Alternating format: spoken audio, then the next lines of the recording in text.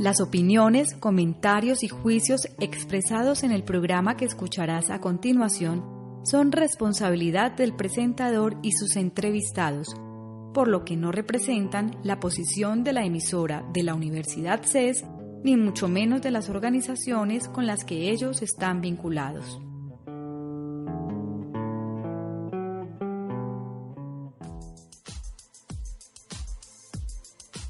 Las entrevistas, los debates, la opinión y toda la actualidad jurídica la puedes escuchar en Voces del Derecho, programa realizado por la Facultad de Derecho de la Universidad CES y su emisora CES Radio.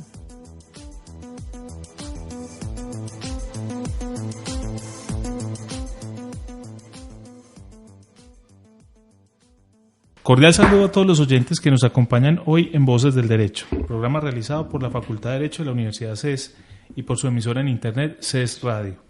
Mi nombre es José David Arenas y es un placer compartir este espacio con ustedes. Este programa se transmite todos los lunes a partir de las 8 de la mañana por CES Radio.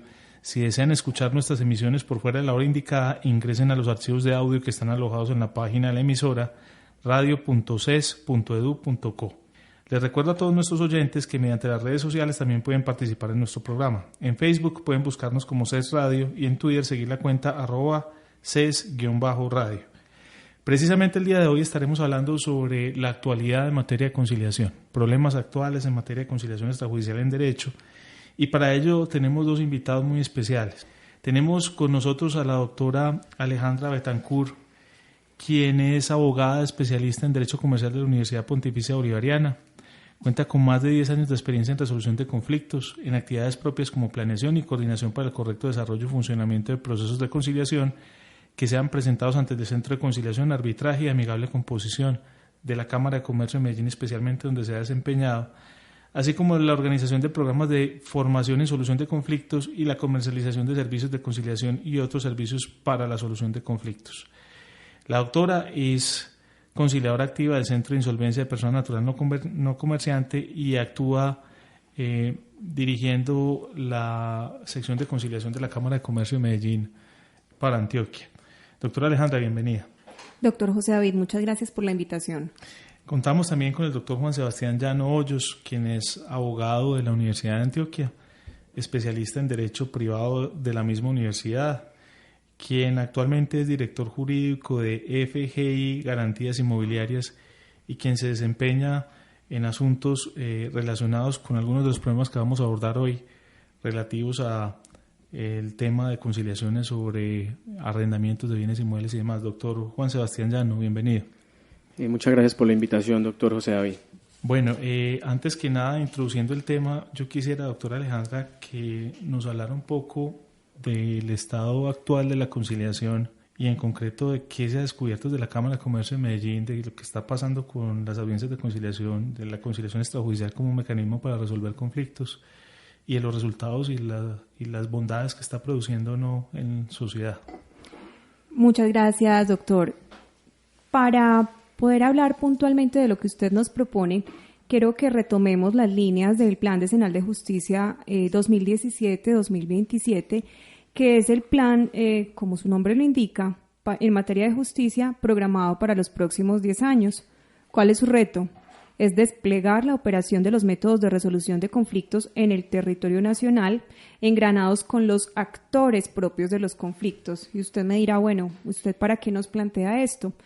Pues es que justamente el reto de desplegar los mecanismos alternativos es lo que nos convoca, porque ese mismo estudio nos presenta que en el año 2016 se encuestaron 50.000 ciudadanos y con ellos se logró identificar diferentes formas de resolución de conflictos. El 48.6% de esas 50.000 ciudadanos encuestados acudió a una institución o particular para resolver su problema. Esa institución o particular está representado por el Estado. El otro 25.8% buscó un acuerdo pacífico, una solución directa con la otra parte. Un 23.6% no hizo absolutamente nada para resolver su problema. Un 1.2% buscó una acción violenta bien una acción física, verbal o psicológica, y un 0.5% acudió a un actor ilegal. Entiéndase por ello cualquier actor diferente del que está autorizado desde el punto de vista legal, desde las autoridades convencionales, la policía, el ejército, acudió a un actor ilegal. ¿Esto que nos permite concluir inicialmente? Pues que un buen número de ciudadanos confían en el Estado para la solución de sus conflictos, que esto representa casi el 49%, pero más del 50%, pues que está representado en las otras formas, no acude al Estado o no acude a una institución para la solución de sus conflictos. Y si bien es cierto, hay un buen porcentaje que solucionó el conflicto de manera directa, pues hay otra gran parte que no hizo nada o que acudió a una acción violenta o que simplemente buscó un actor ilegal. De la misma manera, podemos hacer un análisis similar. En el año 2011, entre el 2011 y el 2013, la Cámara de Comercio de Bogotá realizó un estudio de necesidades jurídicas insatisfechas en el cual tomó una muestra de empresarios y esa muestra de empresarios encuestados lo que nos permitió identificar es que algunos de ellos, una muestra aproximadamente de unos 6.000 de los encuestados en total, acudieron a la conciliación en equidad, otros 4.000 a la conciliación en derecho, 3.000 a la transacción, 3.000 acudieron al arbitraje y 91 personas a la amigable composición. Esto representa solo el 5.4% de los encuestados en materia de empresarios y pues realmente, ¿qué nos permite concluir también? Que un índice muy bajo conoce lo que son los mecanismos alternativos de resolución de conflictos. Si esto unido a la diapositiva anterior, a la presentación anterior, lo que nos permite pues concluir de estos dos estudios que hicieron la Cámara de Comercio de Bogotá y el Departamento Nacional de Planeación es que nosotros tenemos que seguir trabajando los actores de los mecanismos alternativos en darlos a conocer. Para quien nos escucha, se preguntará, que nunca ha tenido cercanía con esto, ¿qué son los mecanismos de resolución de conflictos? Pues es una forma, como su nombre lo dice, alternativa para resolver cualquier problema que se nos presenta.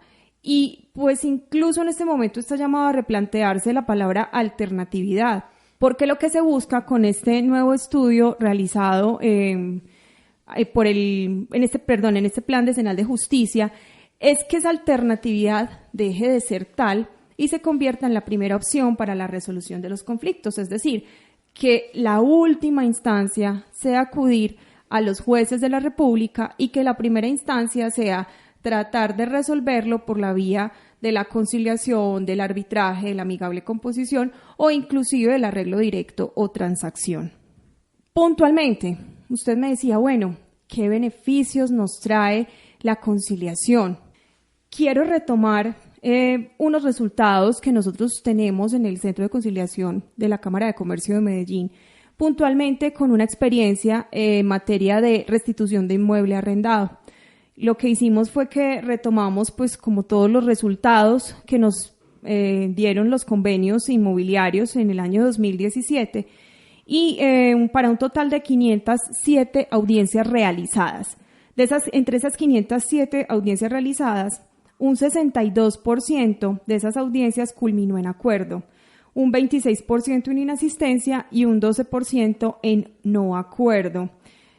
También para quienes de pronto no han tenido cercanía con este tema, los introduzco un poco.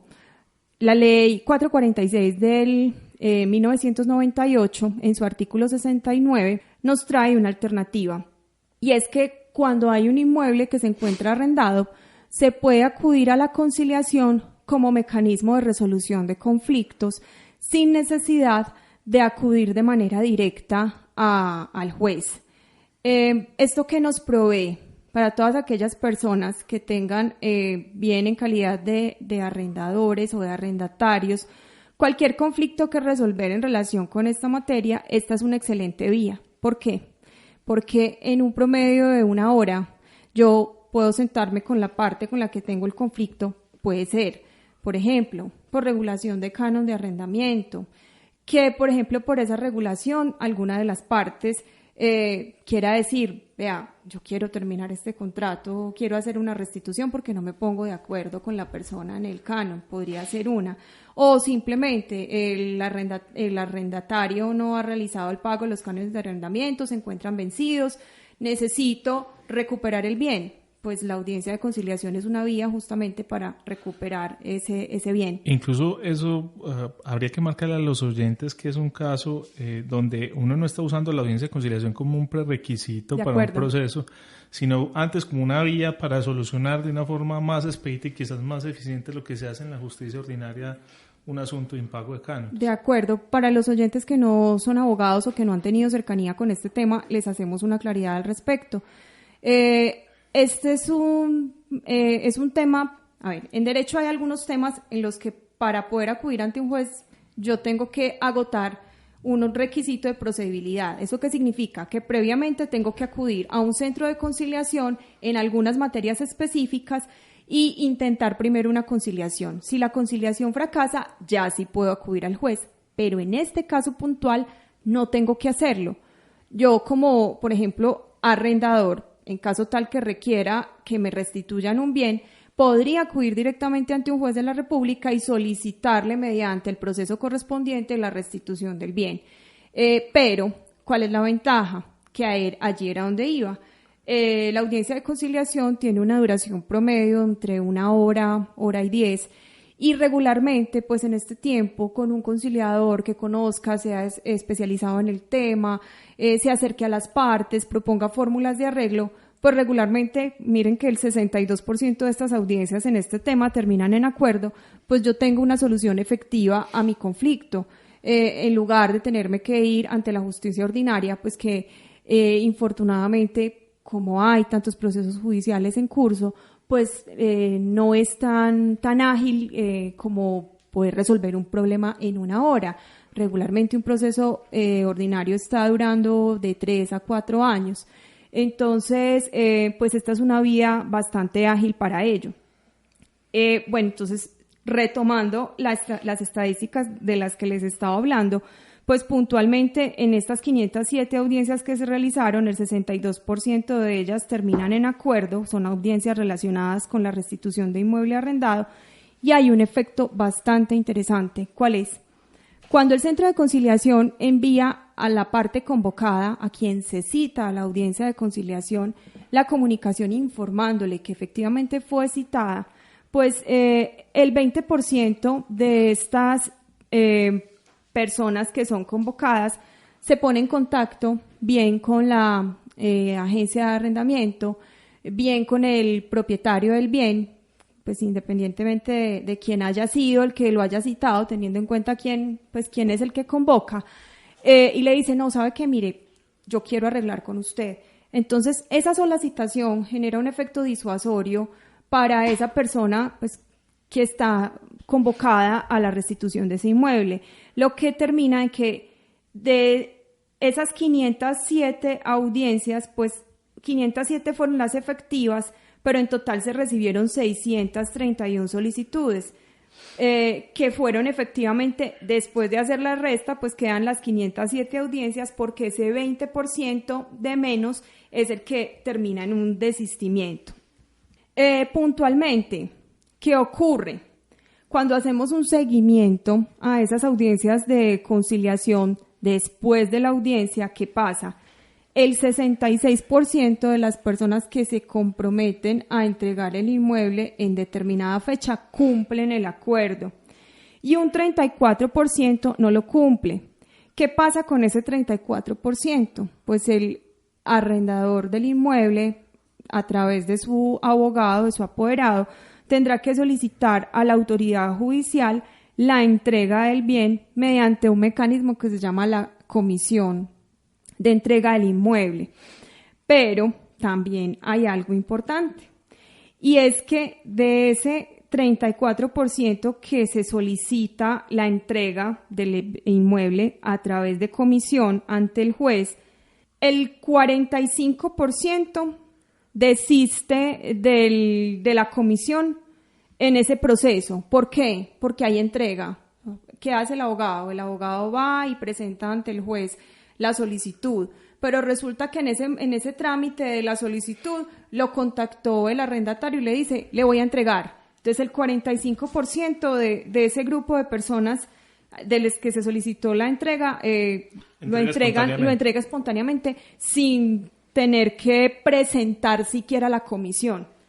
El otro 50% entrega después de haber presentado la comisión, después de haberle dicho al juez, vea señor juez, mire aquí le entrego, solicito el trámite correspondiente para que se me haga efectivo. Ahí en ese proceso entrega el 50% y solo el 5% de esos inmuebles hacen la entrega efectiva a través de la comisión, pues que es el trámite específico. ¿A qué voy con esta estadística? Pues justamente a mostrar que es un trámite efectivo para la restitución de inmueble arrendado y que es un mecanismo también efectivo para resolver un conflicto de manera ágil, eficaz, eficiente y con personas expertas en esta materia. Básicamente estas son las estadísticas que nosotros tenemos de nuestros usuarios del servicio en este tema. Bueno, entonces entrando en la materia de la restitución de inmueble arrendado, que es un caso donde se está utilizando la audiencia de conciliación, digámoslo, lo voy a decir en términos no muy jurídicos, como para hacer un bypass al proceso. Digámoslo, se llega a un acuerdo, se llega a unas fechas de entrega y se evita todo el recorrido judicial para llegar a un punto concreto y es a una entrega material de una cosa que está en manos de un arrendatario incumplido, una persona que debe salir. En ese caso concreto le pregunto, doctor Juan Sebastián, ¿qué problemas se vienen presentando en concreto? Pues ¿a quién se le debe dirigir, por ejemplo, la comisión para realizar la diligencia de entrega de un inmueble arrendado?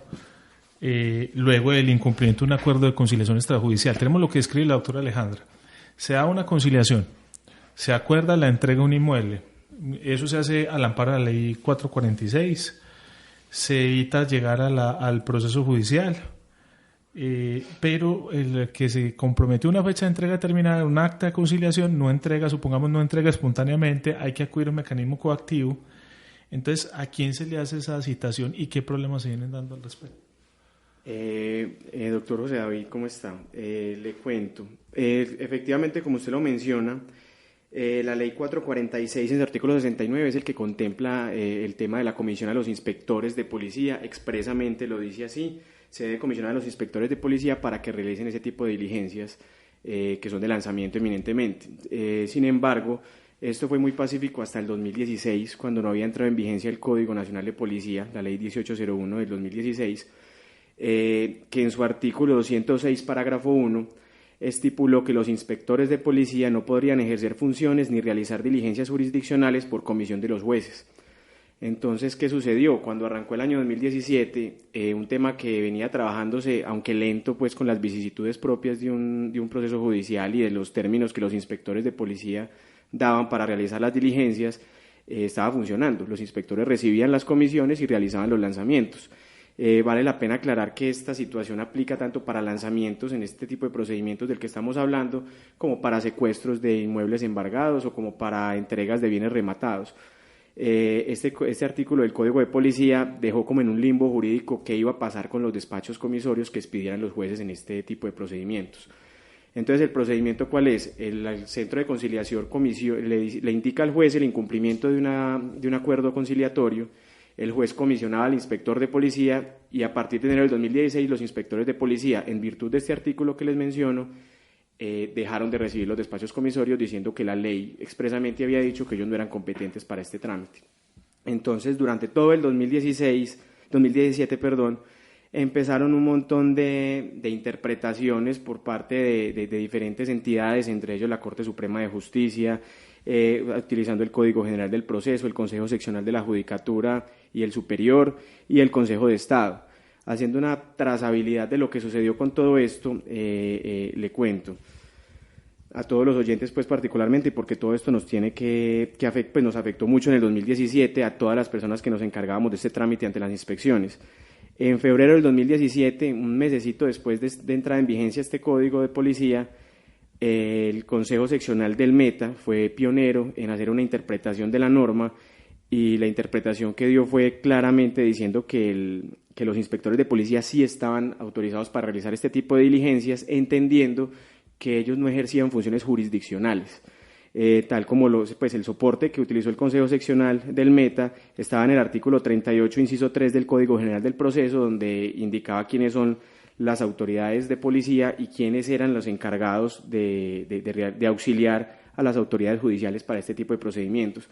Entonces, todos creímos que se había cercenado el conflicto con este pronunciamiento del Consejo Seccional del Meta, al punto que se expidió un concepto de la Alcaldía de Medellín en la que se le dio la instrucción a todos los inspectores de policía para que continuaran realizando las diligencias, entendiendo que no eran jurisdiccionales, sino netamente administrativas y de trámite, de colaboración pues en los procedimientos de la administración pública. Posteriormente, en septiembre del 2017, el Consejo de Estado, por un concepto que solicitó el Ministerio del Interior, emitió un concepto completamente contrario al que había indicado este Consejo Seccional del Meta, indicando que efectivamente este parágrafo del artículo 206 del Código Nacional de Policía había derogado las facultades que tenían los inspectores de policía para realizar estas diligencias. Entonces, desde ese momento, en septiembre, todos los inspectores de policía empezaron a devolver los despachos comisorios a los juzgados. Se dio el mismo estado en el que estábamos en enero de 2017, un estado de indeterminación completa, porque teníamos o sentencias o las órdenes de los jueces para desalojar a los arrendatarios incumplidos y nunca se lograba porque los inspectores devolvieron todos los comisorios. Eso en cierta medida está entonces malogrando las conciliaciones que estaban produciendo esos buenos resultados, digámoslo así. ¿Qué soluciones se empezaron a dar a partir de ese punto? O sea, ya tenemos la crisis, la derogatoria del Código de Policía, digámoslo, que hace indirecta de una atribución que se da en esos despachos comisorios, y cómo empieza entonces a resolverse ese problema, o qué podemos como avisorar como una solución a que ya los inspectores dicen que no son competentes. Evidentemente los inspectores de policía ya no están realizando estas diligencias, y estoy hablando a mayo del 2018. Después de que el Consejo de Estado el 6 de septiembre del 2017 se pronunció pues en este sentido, pues un concepto muy lamentable pues en concepto de la persona que habla y referente pues a lo que había dicho el Consejo Seccional del Meta. Después, en diciembre 19 de 2017, la Corte Suprema de Justicia, en una impugnación de una tutela en el Valle, se pronunció y le dio un cierre a este tema. El cierre particularmente fue haciendo el mismo análisis que había hecho el Consejo Seccional del Meta. Sin embargo, fue un poco más allá y le dio una orden al alcalde de Palmira en el que le decía que tenía que idearse un método o delegar o generar una entidad administrativa al interior de la administración del municipio que se encargara de realizar ese tipo de diligencias, no importándole cuál fuera el nombre que tuvieran. Acudiendo a esto, particularmente pues Medellín, que ha sido una plaza donde las autoridades municipales han colaborado mucho en este tipo de procedimientos para evitar que se paralice el aparato judicial, se crearon unas entidades que se llaman asesores para la realización de diligencias jurisdiccionales de Medellín, que no es más que las funciones que ejercían los mismos inspectores de policía de antes. Incluso personas, funcionarios de la alcaldía que eran inspectores de policía pasaron a ostentar este cargo y se crearon otros inspectores de policía y se dedicaron a hacer este trámite. En Medellín está hoy funcionando muy bien. En Envigado, por ejemplo, se crearon una entidad que se llama Autoridad Administrativa Especial de Policía. Entonces, lo que hemos venido viendo es que si bien ya la Corte Suprema de Justicia dio como un espaldarazo a que verdaderamente los inspectores lo deben hacer, aún así los municipios, pues al menos del área metropolitana, están previendo esta situación, creando unas entidades que son paralelas a la inspección de policía, pero con las mismas funciones para efectos de las comisiones de los jueces. Entonces, la solución se está dando tanto por el lado de la rama judicial como por el lado de las entidades administrativas. Por ese lado, en Medellín está funcionando. ¿Qué sucede? Que tenemos noticias de municipios que no son del área metropolitana o inclusive Bogotá, pues que es la capital, donde ellos tienen en estos momentos una entidad que les está funcionando, que son 4 juzgados de pequeñas causas que destinaron, el Consejo Superior de la Judicatura destinó para ese fin único, pero de forma transitoria hasta el 30 de junio. Y en este momento nos encontramos en mayo del 2018 y todavía no hay una solución de fondo para esa ciudad. y lo que no sabemos es qué pueda pasar, por ejemplo, en Medellín, si hay un cambio de administración municipal, que se tome una decisión diferente que nos vuelva a dejar en este limbo jurídico en el que estábamos. Con esa inquietud vamos a una pausa. En Voces del Derecho conocerás la actualidad jurídica con la visión profesional y especializada de expertos académicos. Por medio de entrevistas, debates y opinión se abordan temas sociales en un lenguaje sencillo. Voces del Derecho, programa realizado por la Facultad de Derecho de la Universidad CES y su emisora CES Radio.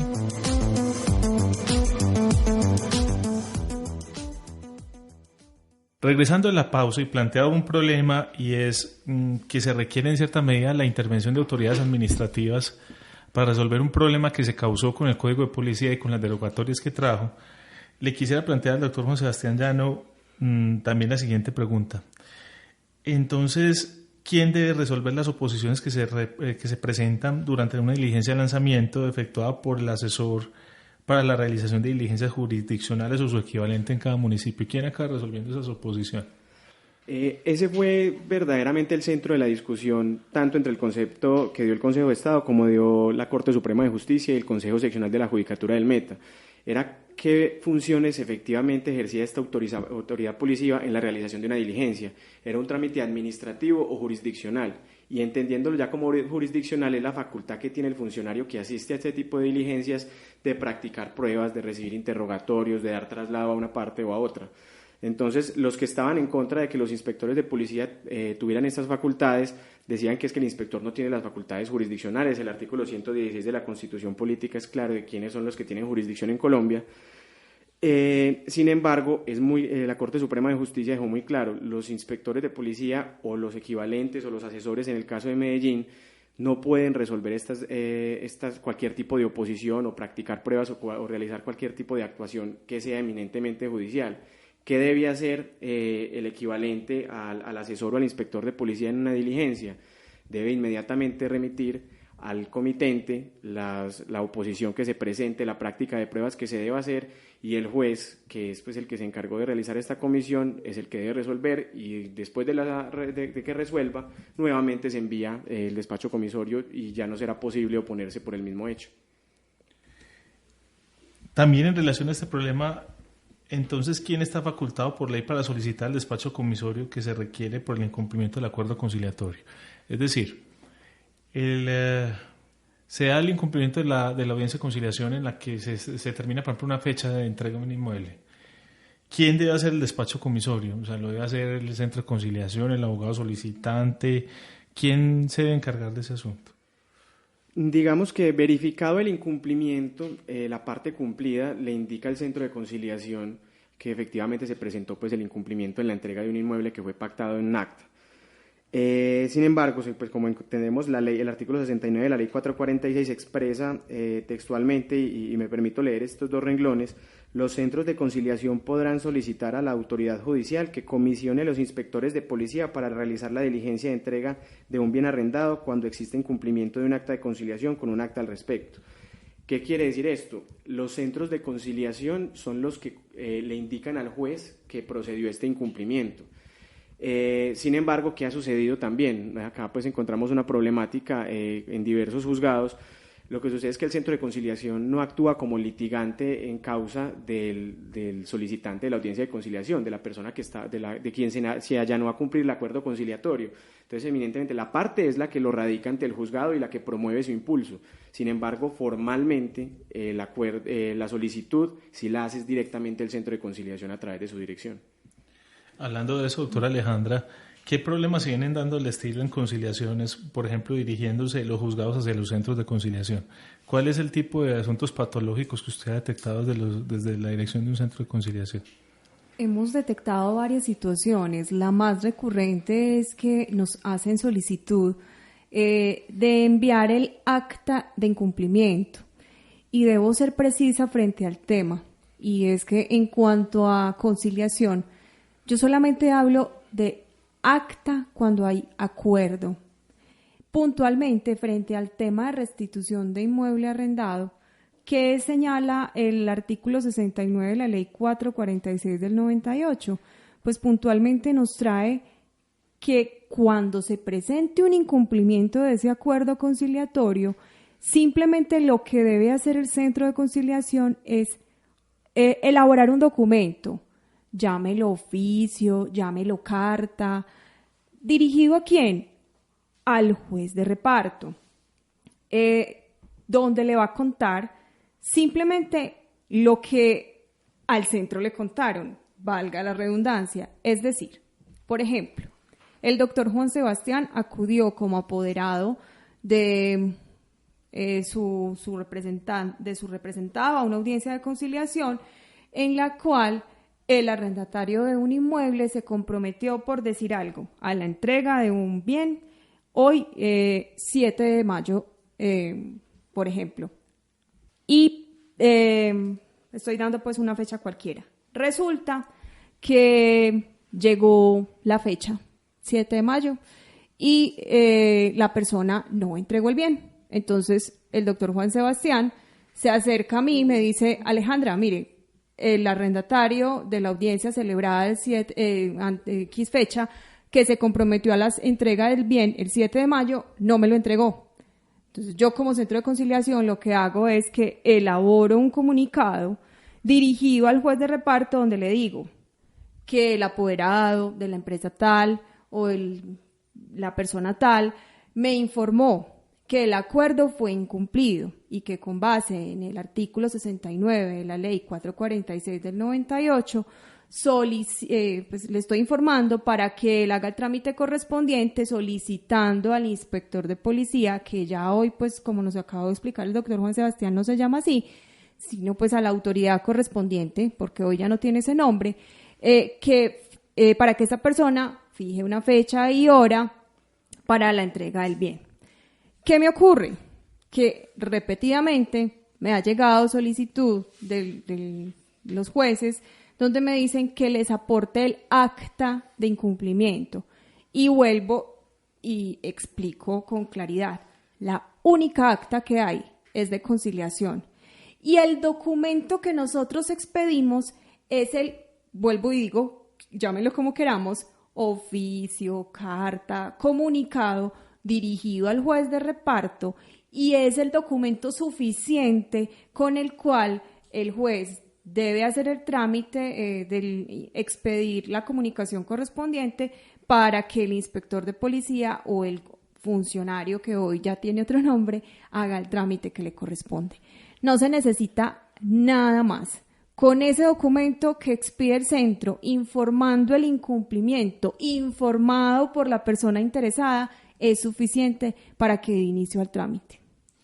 Me parece interesante en este punto acotar, y me voy a salir del papel de director del programa y de participar un poquito, como en algunos otros lo he hecho, que están pasando algunas cosas raras, como la que usted menciona, doctora, con la conciliación, y otra que a mí se me viene a la mente es como que a los jueces se les está olvidando que el papel del conciliador es un papel transitorio, es un papel que muere con el cierre del evento, de la institución que llamamos audiencia de conciliación, que se agota en un no acuerdo, en una inasistencia o en un acuerdo, y que el conciliador en ocasiones, digámoslo, deja de tener funciones más allá. Quizás en la única audiencia de conciliación donde el conciliador tenga funciones más allá o ex post audiencia sea en la conciliación en insolvencia, pero por las notas características que tiene una conciliación en insolvencia, que implican incluso responsabilidades para el conciliador con respecto al incumplimiento y a reportarlo a los jueces. Pero, digamos, yendo a la audiencia de conciliación normal, en una situación como la restitución de un inmueble, en un potencial litigio en el que estamos acudiendo a una audiencia de conciliación y lo estamos resolviendo por el mecanismo alternativo, yo quisiera que ustedes me dieran su opinión, pues yo la estoy elaborando en un artículo que estoy escribiendo que se llama el acta de conciliación en sede judicial, la personal, y quisiera discutir con ustedes qué piensan, tanto la doctora Alejandra como el doctor Juan Sebastián, de circunstancias como estas. Cuestiones que están pasando de una manera u otra con actas y con audiencias de conciliación, como por ejemplo que se le esté manifestando a conciliadores que sirvan de testigos sobre asuntos que se contemplaron o se ventilaron en audiencias de conciliación. ¿Qué piensan ustedes sobre eso? sobre, pues en el caso concreto de mi práctica forense, conozco eventos donde entrevistadores del CTI y de la Fiscalía me han buscado como conciliador que he sido para ser entrevistado, pues y eventualmente una de esas entrevistas se puede convertir en un testimonio en un proceso penal. Entonces yo quisiera que ustedes me den su opinión, por ejemplo, ese rol del conciliador después de la audiencia de conciliación, si ustedes estarían de acuerdo o no con que un conciliador, por ejemplo, sea testigo en un proceso judicial sobre eventos o situaciones que se dieron durante la audiencia que él celebró.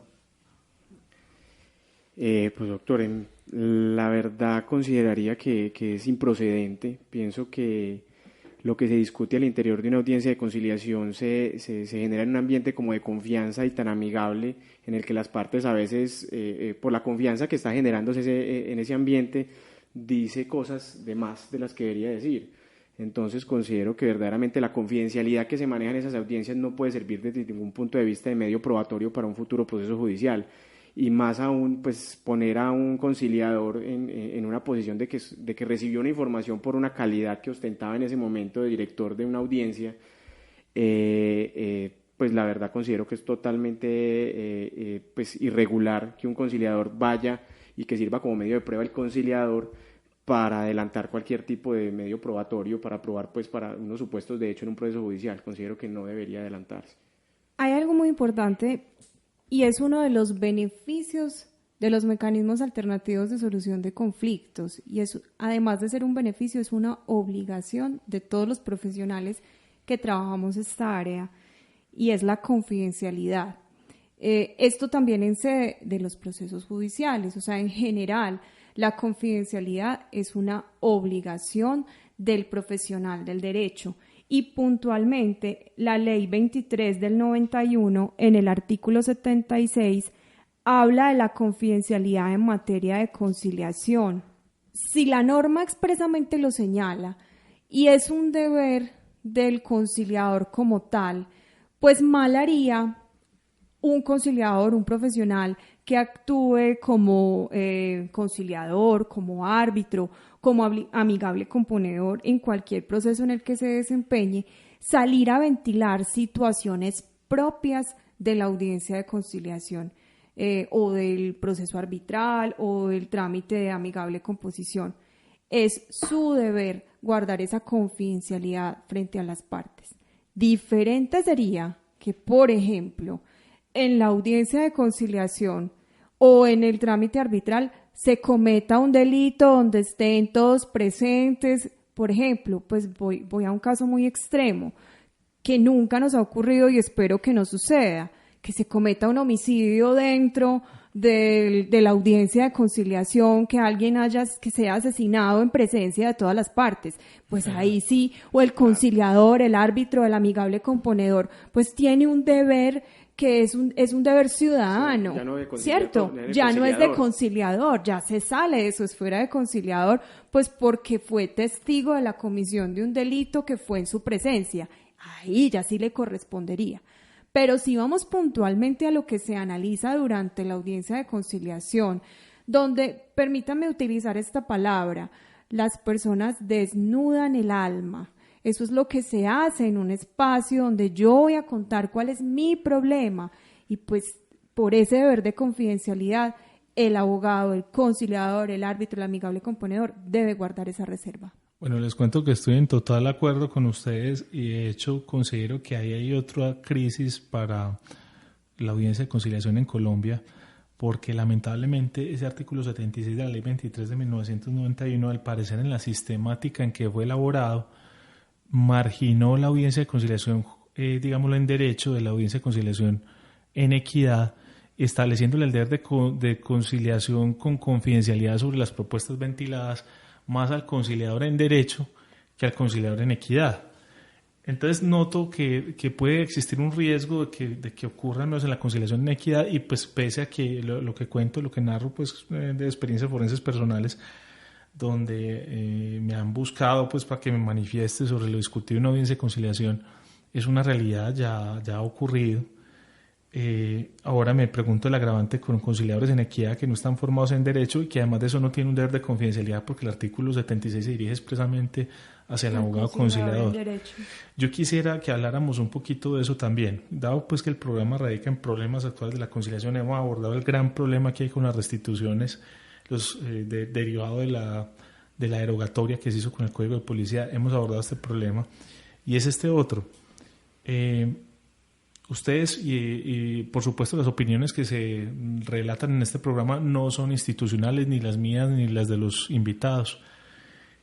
¿Ustedes qué opinan sobre la conciliación en equidad que se está llevando a cabo de una forma indiscriminada? Es decir, ¿utilizar la conciliación en equidad debe ser para resolver cualquier tipo de conflicto o debería limitarse la conciliación en equidad? Yo tenía una percepción de pronto un poco estrecha antes de conocer la labor de los conciliadores en equidad. Y tengo que decir que me llevé una gran sorpresa en algún momento en el que asistí a un conversatorio donde tuve la oportunidad de conocer de primera mano las actividades que ellos realizan. Tengo que ser honesta, no sé si los oyentes conozcan cuál es esa labor social, porque en realidad más que cualquier cosa es una labor social que desarrolla el conciliador en equidad. El conciliador en equidad no es remunerado, él presta esa labor por amor a su comunidad, es un líder comunitario escogido por esa comunidad y sí, tienen facultades para la resolución de conflictos. Por ejemplo, se puede agotar el requisito de procedibilidad en derecho civil, de familia y en derecho comercial con las conciliaciones que se realicen en equidad. También he tenido la oportunidad de escuchar a ciertos colegas que nos han comentado pues que infortunadamente en algunos casos no se han redactado los mejores acuerdos y que en ocasiones estos acuerdos no prestan mérito ejecutivo ni hacen tránsito a cosa juzgada porque no se redactaron de la forma que debía ser. Sin embargo, les cuento, el Ministerio de Justicia y del Derecho está haciendo un esfuerzo bastante significativo y lo empezó el año pasado porque consciente de esas dificultades puntuales que se han presentado, está capacitando a los conciliadores en equidad y realmente son resolutores de conflictos muy interesantes para la comunidad. Entonces, aunque creo que de pronto sí hace falta un poco de capacitación y que infortunadamente pues hay algunos temas que no se han resuelto de la mejor manera, el Gobierno Nacional a través del Ministerio, vuelvo y lo repito, pues está haciendo un esfuerzo grande para que estas conciliaciones sean llevadas por estos líderes. No lo miremos de pronto en el ambiente urbano. Son grandes resolutores de conflictos en espacios donde ni siquiera hay un abogado. Entonces son absolutamente necesarios en la comunidad y creo que es una figura que no debe desaparecer. Yo particularmente diría que es un tema, pues, y reafirmando lo que dice la doctora Alejandra, un tema de capacitación y un tema de seguimiento y vigilancia que se les haga a las actuaciones de estos conciliadores. Particularmente, pues, para hacer referencia a algo de lo que he tenido conocimiento por colegas, en algunas inspecciones de policía en Medellín funcionan conciliadores en equidad. Lo que vemos nocivo de lo que está sucediendo y que obviamente, pues repito, se puede solucionar a punta de capacitación y seguimiento, es que las conciliaciones se vuelven, pues esas conciliaciones pierden el ritual normal que uno encuentra en una conciliación en derecho, las formalidades, el respeto, la debida oportunidad para que las partes controviertan, y he conocido escenarios en los que a la persona casi que se constriñe para que firme un acuerdo. La persona, sin estar de acuerdo, el conciliador incluso asume una posición, se va hacia una de las partes. Entonces estas situaciones, pues si no se le hace el debido seguimiento, pues es un mecanismo que no está llamado a cumplir con las funciones para las que se creó. Yo les cuento una experiencia personal y aquí terzo en la conversación que la pregunta era envenenada y es por lo siguiente. A mí, por ejemplo, en mi experiencia forense me ha tocado intervenir en audiencias de conciliación en equidad porque clientes hayan sido convocados y he tenido angustias bastante fuertes desde lo profesional con estas audiencias, entre otras por ciertas prácticas que yo considero que no son muy buenas para una audiencia de conciliación, como por ejemplo registrar lo dicho. he notado que algunos conciliadores en equidad se dedican a hacer un ejercicio de mecanografía de lo que están narrando los partícipes de la audiencia, que hacen parte de sus propuestas o ventilan, digamos, los elementos de sensibilización de una propuesta, que es precisamente dentro de ese espíritu de la confidencialidad que debemos guardar, y acaban creando un documento acta que tiene un tufillo de valor de registro probatorio bastante complicado, sobre todo cuando no se resuelve, porque cuando se resuelve o se llega a un acuerdo, pues se logra la paz social en la mayoría de casos, la gente cumple, no hay problema. Pero es precisamente esa falta de técnica que dice el doctor Juan Sebastián, lo que narra la doctora Alejandra. Yo entiendo, por supuesto, la necesidad en un país con tantas necesidades de justicia y de resolución de conflictos, son necesarios los conciliadores en equidad, pero hay ciertos peligros en las prácticas. Uno de tantos es ese. Recuerdo, no voy a decir el conciliador, y es simplemente una opinión personal, alguna vez que estuve en una audiencia de conciliación en uno de estos lugares, la persona pues tenía afiches pegados pues en un escritorio de una sede que le otorga una entidad pública, tenía sus caramelos, la persona decía que trabajaba gratis y que lo hacía muy bien y que llevaba más, me mencionó miles, no recuerdo exactamente el número, pero miles de audiencias de conciliación en equidad. Posiblemente una persona de verdad que haga un servicio social muy grande y con unos resultados muy ganadores, pero me generaba muchas angustias, especialmente cuando no hay una discriminación, por ejemplo, en lo que está llegando, y de una función que tiene el conciliador, que es también hacer control de legalidad. En ocasiones, al menos en la conciliación en derecho, pues que no pasa en equidad, el control de legalidad se torna importante cuando los acuerdos pueden, digámoslo, transgredir ciertos límites o normas legales, y también en cuanto a las garantías de quienes están presentes.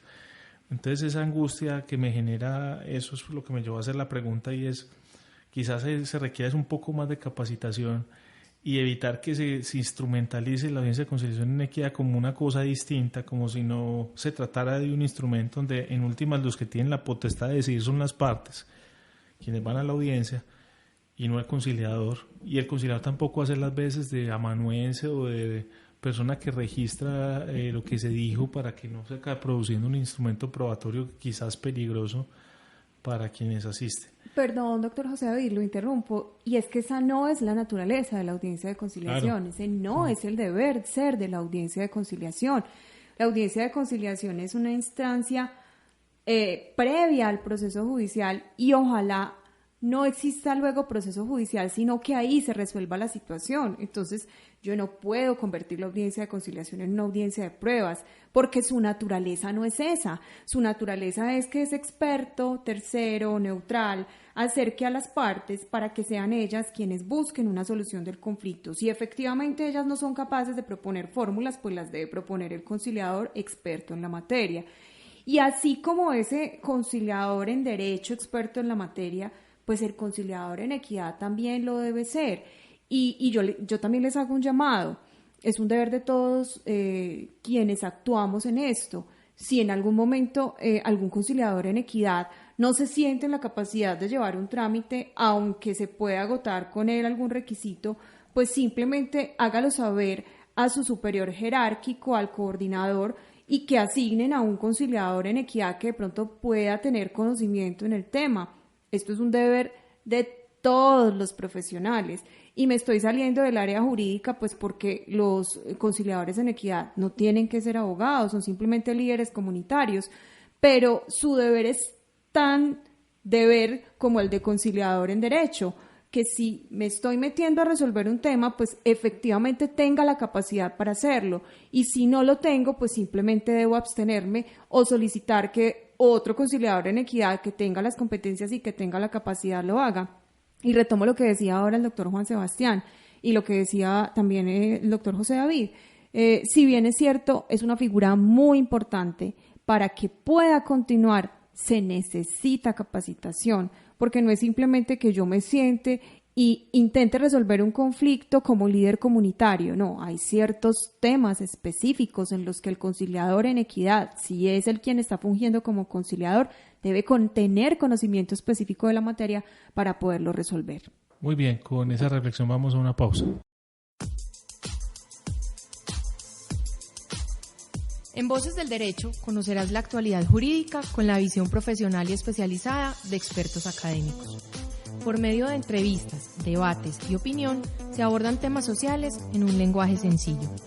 Voces del Derecho, programa realizado por la Facultad de Derecho de la Universidad CES y su emisora CES Radio.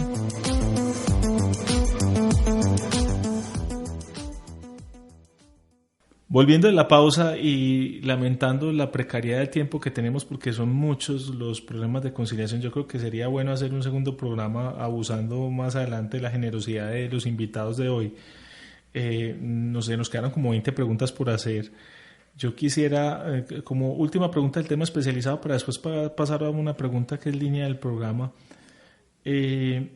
Por ejemplo, un caso muy recurrente que se da y es la inasistencia parcial o la citación parcial en las audiencias de conciliación, cuando se citan y algunas personas no vienen, pero otras sí.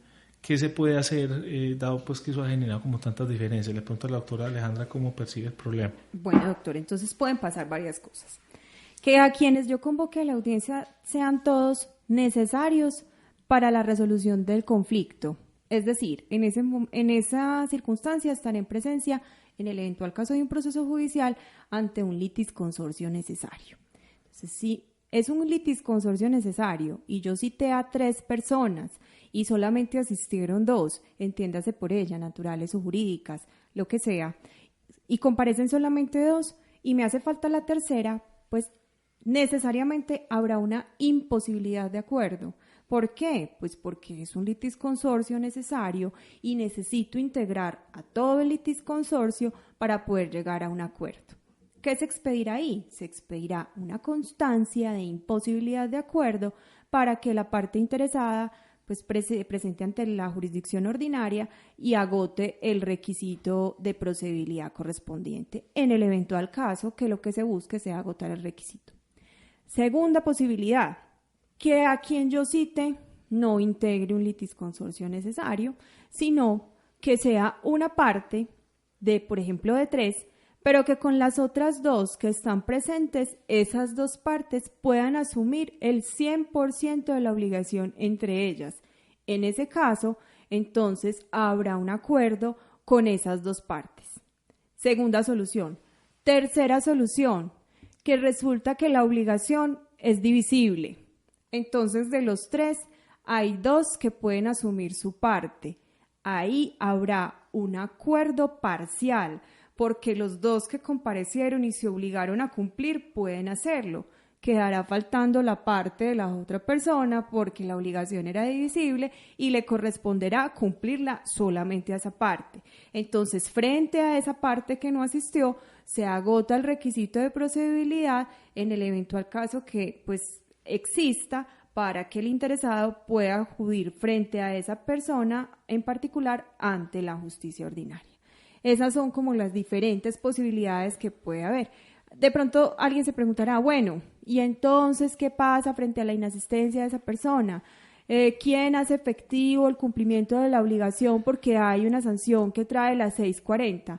Esa sanción la debe hacer cumplir el juez previa solicitud del interesado. No es que el juez a motu propio lo haga, sino que es el apoderado de la parte interesada quien le debe decir al juez, señor juez, esta persona no faltó a la audiencia de conciliación, no asistió, haga efectivas las sanciones que trae la ley 640. Bueno, se nos quedan muchísimas preguntas por hacer, como las que tienen que ver con la validez del acta de conciliación como un instrumento probatorio, lo de la citación en ocasiones para delegar algunos asuntos diferentes al testimonio, el tema de las inasistencias recurrentes o la inasistencia a una suspensión de una audiencia, todos temas que de pronto trataremos en un programa más adelante, pero yo no quiero terminar el programa sin antes hacerles una pregunta de línea, y es, desde la perspectiva de 2 operarios jurídicos que intervienen en los mecanismos alternativos de resolución de conflictos, la doctora Alejandra como directora de un centro de conciliación de amplia concurrencia y el doctor Juan Sebastián como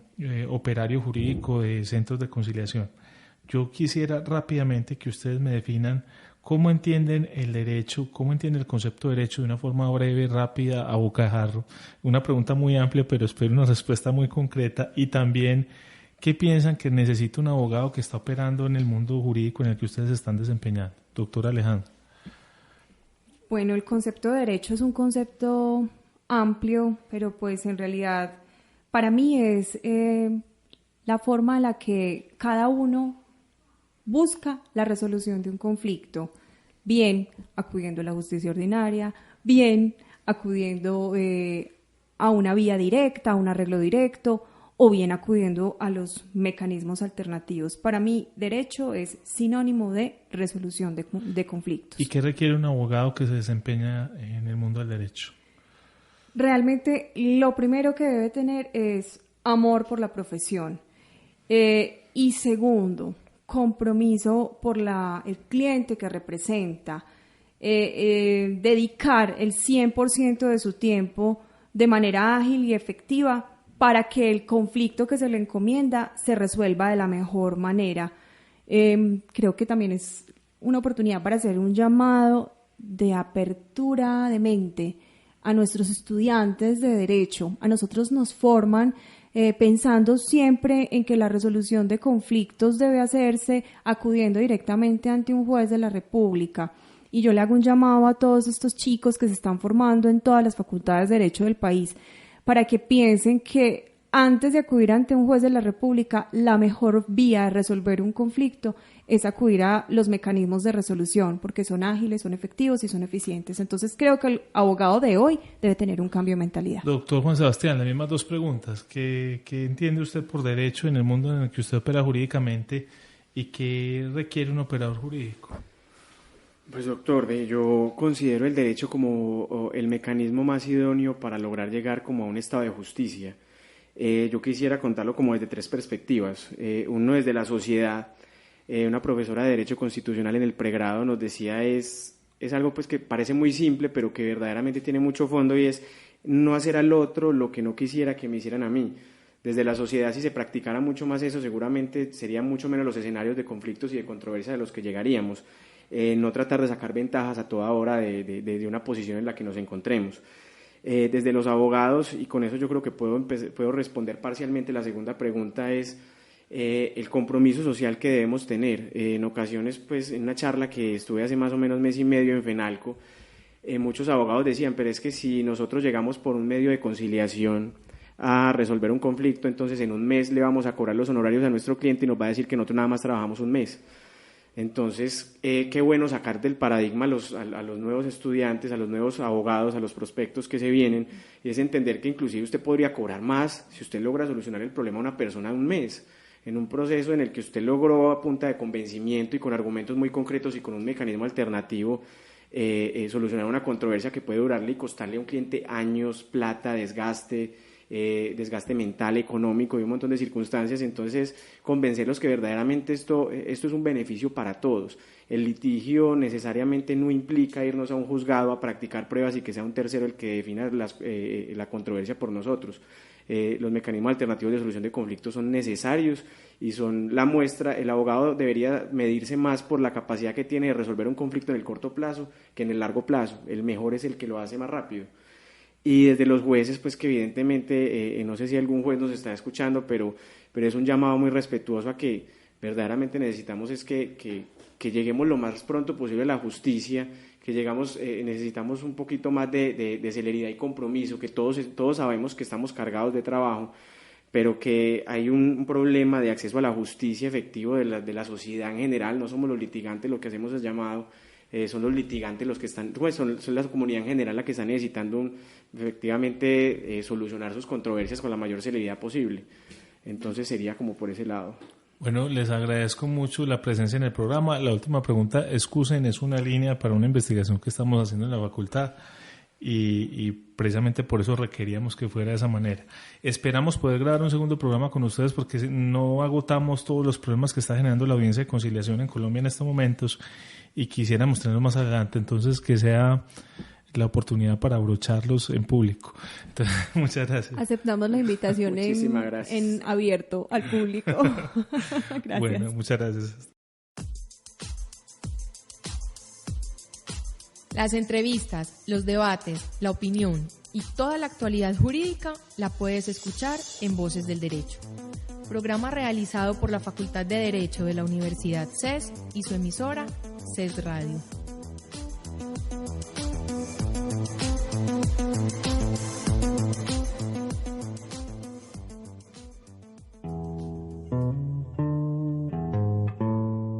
Si te perdiste alguna de las emisiones en línea de esta semana, puedes escucharlas una vez más en nuestra programación, el domingo o en nuestros archivos de audio ingresando a nuestro sitio web radio.ces.edu.co.